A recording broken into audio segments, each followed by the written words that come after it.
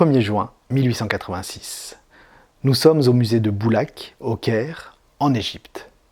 Gaston Maspero, un égyptologue français de renom, dégage une à une les bandelettes d'une momie vieille de plus de 3000 ans. Lorsque tout à coup, celle-ci lève le bras, provoquant l'effroi et la fuite de l'assistance. L'un des plus mythiques des pharaons vient de provoquer la non moins mythique légende de la malédiction des momies.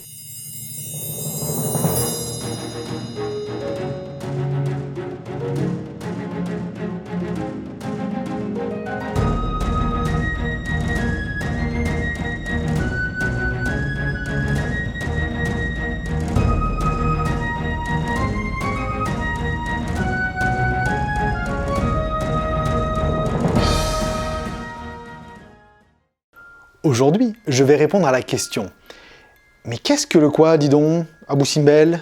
Hein ? Qu'est-ce que ça a de si particulier ?» Petit retour en arrière.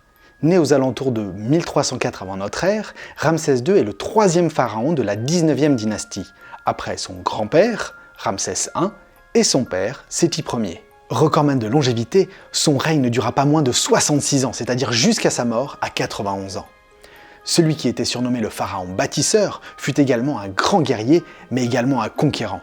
Il était appelé Ramsès le Grand et bien plus tard, Ozymandias. Héritier d'une situation politique apaisée par son grand-père puis son père, il est à la tête d'une Égypte puissante et vaste. Mais il doit continuer à faire face à la menace hittite, peuple d'Anatolie, qui régnait sur de riches cités-États au nord de l'actuel Liban ou en Syrie. Ces cités portuaires et commerciales étaient déjà l'objet de convoitises depuis de nombreuses générations. Dans ce but, Ramsès II continuera l'installation de la nouvelle capitale égyptienne au nord, à Pi-Ramsès, où il met sur pied son immense armée. Des écuries géantes, des milliers de chevaux et des chars de guerre. Lors de sa 5e année de règne, il s'attaque déjà à la ville de Kadesh, située à la frontière du Liban et de la Syrie, autrefois détenue par son père. La bataille est restée célèbre par la propagande annonçant une victoire écrasante de Ramsès II, qu'il mit lui-même en scène à travers les récits des batailles auxquelles il participa personnellement, risquant sa vie, terrassant ses ennemis, aidé par le dieu Amon. La vérité est probablement plus subtile que ça, puisque de leur côté, les Hittites également annoncent une victoire. Effectivement, Ramsès II est en fait tombé dans un piège à son arrivée à Kadesh. Les Hittites lui envoyèrent des espions pour lui prétendre que Mutawalli II, le souverain hittite, trop effrayé par son armée, était en fait resté en arrière du côté d'Alep. Ramsès II, bien trop heureux d'entendre ça, n'attendit pas ses renforts et attaqua immédiatement la cité. Pas de bol, Mutawalli II l'attendait. Il divisa et massacra ses troupes. Alors que Ramsès II était prêt à se rendre, les renforts eurent le temps d'arriver. Alors que les Hittites, encore en pleine bataille, étaient trop occupés à piller. Finalement, chacun repartit dans son coin. Ramsès II ne prit pas Kadesh, et les Hittites redescendèrent même un petit peu plus au sud. Mais il n'en reste pas moins que cette bataille fut probablement le plus grand affrontement de chars de guerre de l'histoire. Pas moins de 5 à 6 000 chars dans la mêlée. Un statu quo s'installe. Des batailles auront lieu encore pendant presque 30 ans, permettant tantôt aux Égyptiens de remonter plus au nord ou aux Hittites de redescendre à leur tour, mais un peu frileux vis-à-vis d'un potentiel affaiblissement décisif, aucun des deux empires n'engage réellement de grandes guerres. Les Hittites proposent alors une alliance, et le plus vieux traité de paix dont on a encore des traces écrites est conclu lors de la 34e année de règne de Ramsès II, qui épousera même par la suite 2 princesses hittites. Le traité de paix est rédigé sur 2 tablettes d'argent, que les 2 peuples s'échangeront et déposeront au pied de leurs divinités respectives, Téchub pour le Hatti, Ré pour l'Égypte. En effet, Ramsès II, grand théologien, mit en avant le culte du soleil. Mais à la différence de l'hérétique Akhénaton, qui le paya par une damnatio memoriae, réaffirma, comme ses prédécesseurs, le rôle central de l'ensemble des divinités de l'Empire. Amon, Ptah, Osiris, Seth, etc. Cette stratégie d'unification de l'Empire fut payante, ces cultes se retrouvant à cette époque partout en Égypte, assurant à la fois un brassage des cultures, mais également une période de paix inédite. Il rassura ainsi les prêtres de Karnak, échaudés par le monothéisme d'Akhénaton, et il forgera ainsi sa légende de pharaon bâtisseur. En effet, partout il se mit à restaurer, bâtir, construire, dresser, ériger, élever, édifier, maçonner, redonnant à sa capitale et au temple un faste qui ne sera plus jamais égalé. Puis Ramsès, sa capitale. Un grand palais, des temples grandioses, un port, des arsenaux et des écuries géantes. Le temple d'Amon-Ré à Karnak, il y termine la grande salle hypostyle.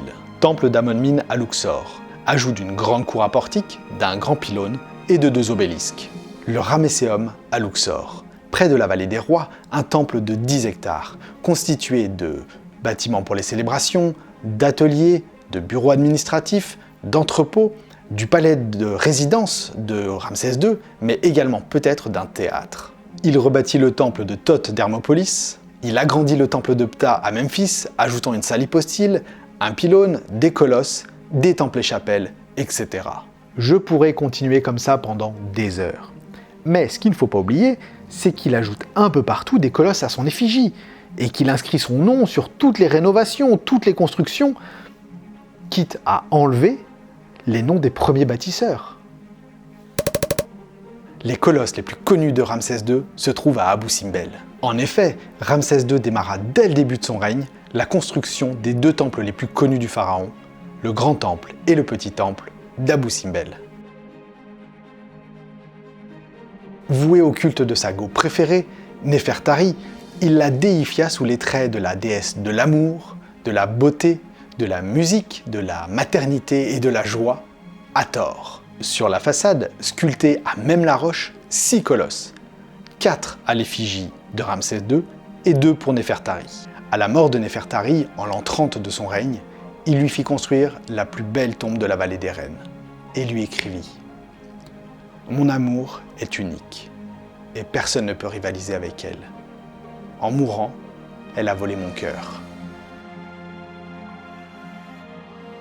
Orné de nombreuses fresques montrant l'ascension de Ramsès II au rang de dieu, ce dernier l'illustre aussi par sa victoire lors de la bataille de Kadesh. Il veut y célébrer à parts égales les 3 dieux Amon, Ré et Ptah, ainsi que lui-même déifié, déjà par les 4 colosses assis, à son effigie dès l'entrée.